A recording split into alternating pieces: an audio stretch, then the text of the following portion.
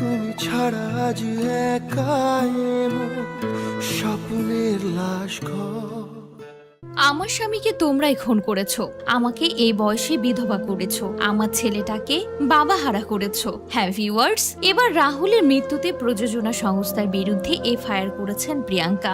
রাহুলের জন্য এদিন কান্নায় ভেঙে পড়েন। রাহুলের মৃত্যুর খবরে নিজেকে সামলে শাশুড়ি এবং সন্তানকে সামলেছেন।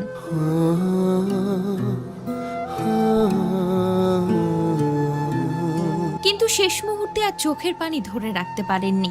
রাহুলের শেষ বিদায়ে রাহুলকে শ্মশানে দেখে হাউমাউ করে কেঁদেছেন। এবার কাঁদতে কাঁদতে প্রিয়াঙ্কা বললেন, আমাকে অল্প বয়সে বিধবা বানিয়েছে, আমার ছেলেকে বাবাহারা করেছে, আমার শাশুড়ি সন্তানকে হারিয়েছে, এর বিচার আমি চাই। তাই রাহুলের মৃত্যুতে প্রযোজনা সংস্থার বিরুদ্ধে এফআইআর করেছেন প্রিয়াঙ্কা।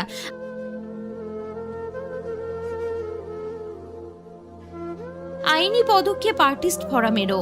রাহুলের মৃত্যুতে বিগত 72 ঘন্টায় রাজ্য জুড়ে ঝড় বয়ে গেলেও এখনো পর্যন্ত মুখ খুলেনি ভোলে বাবা পার কারিগর সিরিয়ালের প্রযোজনা সংস্থা ম্যাজিক মোমেন্টস।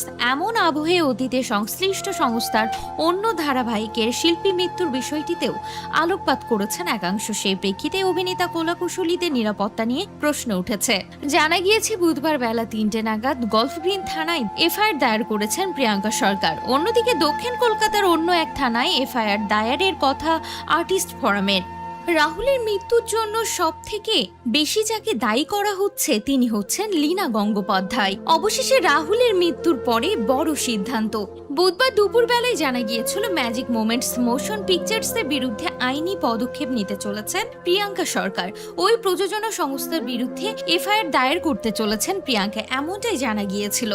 এদিকে লীনা গঙ্গোপাধ্যায় স্পষ্ট জানিয়েছেন, এর পেছনে আমি দায়ী নই, আমি সেখানে উপস্থিত ছিলাম না।